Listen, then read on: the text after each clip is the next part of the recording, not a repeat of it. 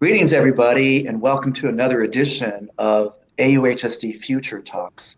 I'm your host, Superintendent Michael Matsuda, Superintendent of the Anaheim Union High School District. We are a district of 30,000 students. And as our audience knows, this show is all dedicated to the future, which is really about jobs and careers for our young people. Today's guest, we're so fortunate to have a very vital, important partner to AUHSD, and that is our North Orange County ROP program, led by Dr. Terri Giamarino, who is the Superintendent of North Orange ROP. Terri, welcome. Thank you, Mike. Thank you for having me, and I'm just so excited to be on your podcast. Really excited. As you know, we serve 5 school districts, yours being the largest. We have the most pathways in AUHSD. And the ROP, surprisingly, a lot of people don't know this, has been around for 50 years. So this year we're celebrating training students for college and careers for 50 years. Wow. Well, happy birthday, right? Happy birthday, Terri. And let's talk a little bit about you. I know you have 2 grown children, both in university system, UCLA, and the other is in one of the universities. So, it's in your blood. Education and careers and jobs is in your blood. Let's hear a little bit more about the extent of the ROP program, your involvement in ROP in the Anaheim Union High School District. Great. Well, thanks, Mike. Again, as you said, I have 2 grown kids. My son's getting his PhD at UCLA in urban planning, sustainable urban planning. He wants to create these incredible cities. And my daughter works in financial aid at a local university. So both are actually PYL USD grads. So we're your neighbor. But getting to the ROP, I actually took an ROP class in high school and was super excited. It was an education pathway. But out of high school, when I went to college, I took a different turn and wanted to get into starting my own business with a girlfriend. And we got together and that kind of came to fruition. We were doing cake decorating and baking and catering. And then had my children and decided, gosh, my love has always been education. So got this opportunity to start working here at North Orange County ROP in 1997. So the unique part of ROPs across the state is all of our teachers are credentialed. They have their CTE credentials. But in order to get their CTE credentials, they not only have to have education, but they have to work in that industry for which they get their credential. So that was me, and I started part-time, and then it rolled into full-time, and here I am almost 25 years later, the superintendent of this great organization. We serve over 14,000 high school students a year in different pathways, and we have about a small group of adult career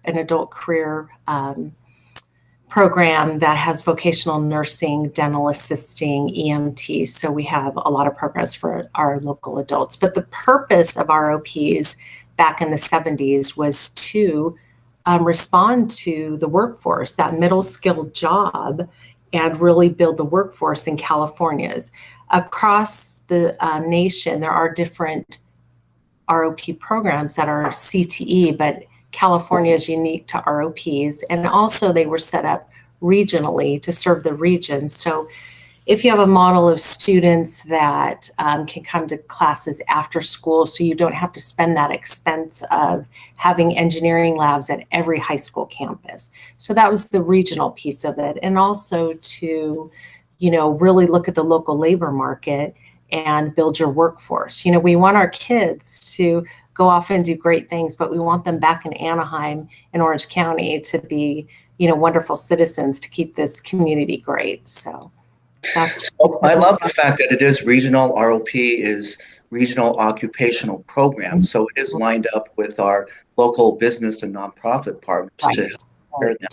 And it gives kids more choices, right? They either going straight into the workforce with some sort of certificate or internship, are having the choice to go into 2 years. So I think the other thing too that people don't realize is the ROP, people have in fact, myself included, prior to coming to Anaheim and really understanding the relationship with ROP, is that it was more for the traditional workers, right, versus the college. Can you share with our audience how that has changed? And even we have an ROP at a place like Oxford Academy, for example. Right. Surprised to hear that. Yes, yes. Thank you, Mike. Yeah, that's absolutely it. We always kind of say the old ROP are for those kids. Well, it's access for all kids. And what we did, and you remember it was when Dr. Worley was still superintendent and I was assistant sup, we took your team around and we really looked at, we went everywhere, all over this South, looking at different programs because your parents and students at Oxford Academy wanted some CTE pathways there. And it was just an incredible experience. But really, I always like to talk about a student, and I'm not going to share her name, but she always wanted to be a doctor. And about 3 years ago, we were honoring her because she was one of our HOSA national winners in your district.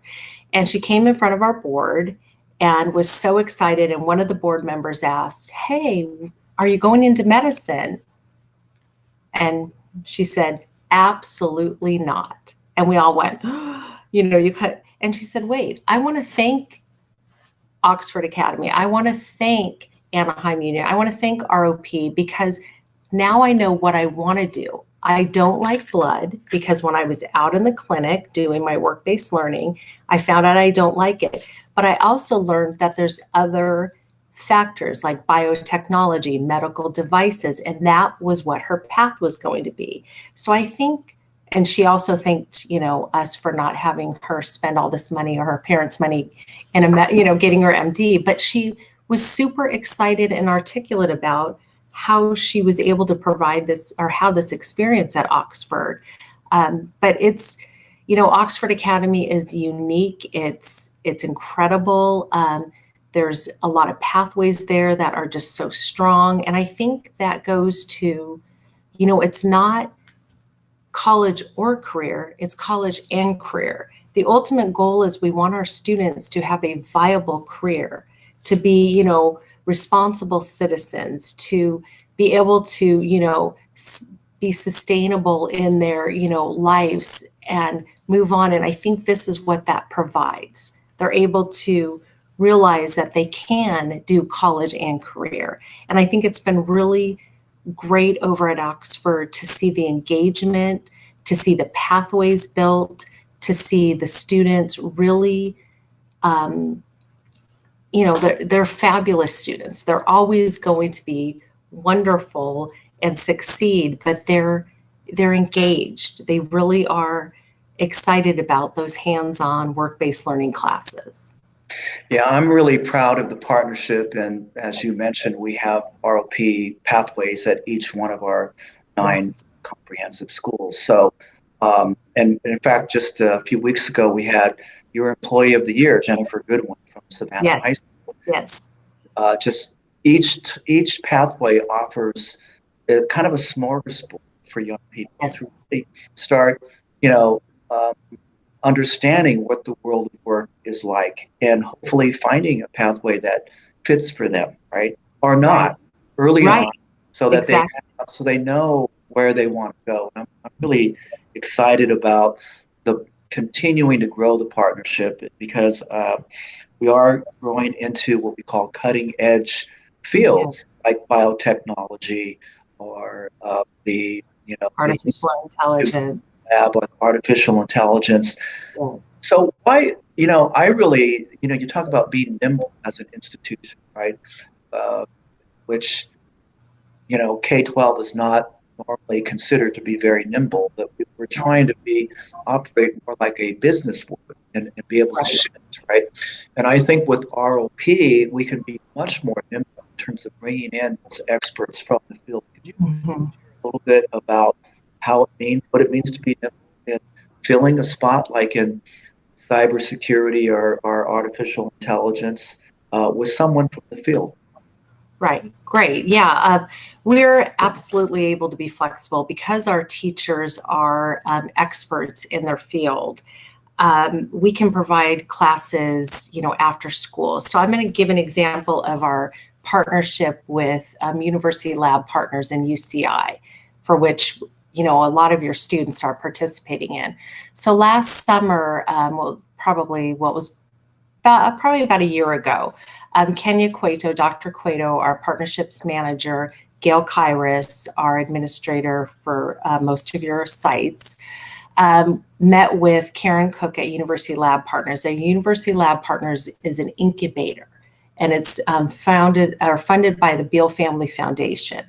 So they knew that they couldn't have a class, but they had all these experts that they wanted to get to the students.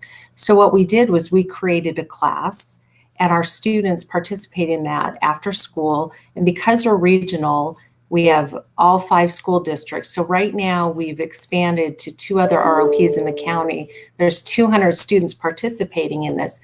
But what they're doing is it's a medical innovation research entrepreneurship class. So they're connecting those future jobs as we're talking about. They're creating solutions to real world problems, such as, CHOC is a big partnership in this also. So CHOC Hospital would come up with an issue. Let's say they're having, let me give you the example that we just had. A student did a research project on nurses and doctors spending over 400 hours a year warming breast milk. So one of the teams created a device that would warm that, and they market it. And this is something that ROP can bring because we do tie the industry specific individuals in and talk about those future jobs. So this has been just wildly successful where, we're not going to be able to have a 6-period class in a traditional school day of this class, but we're able to have it after school and meet the needs. And it's been really exciting. So we market through our medical classes, our engineering classes, our business classes, because what the students are connecting to is biotechnology isn't biology per se. Right. It is, and that's something that we're all learning. Medical devices, you have to market your medical device. So the students are doing marketing classes within that. So there's a lot that's going on with this, our partnership with University Lab Partners.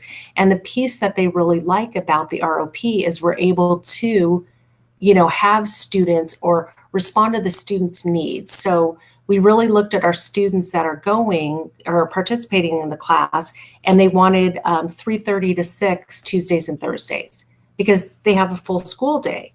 So we're able to connect, and then the business partners that are coming in, the doctors from CHOC, the engineers, the biotechnicians, the researchers from ULP who are coming in to speak, they're speaking about the whole piece of how you create a device.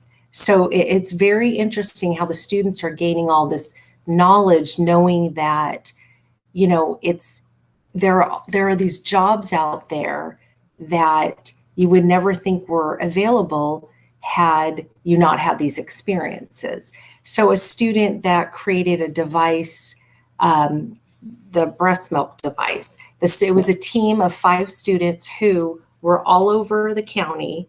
And when they presented it to the experts were, wow, we want this to be able to be marketed. And, CHOC was like, hey, do you realize 400 hours of a nurse's time is, invaluable? So the kids are making connections.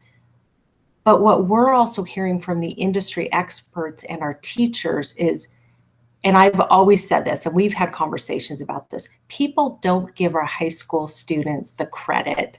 We have just amazing students that will definitely change the world. We just have to give them access to those opportunities. And I think this is what that provides. I think that is so visionary, Terri, that you bring that to our sort of traditional schools, the ability for students to really apply and problem solve and potentially monetize these ideas.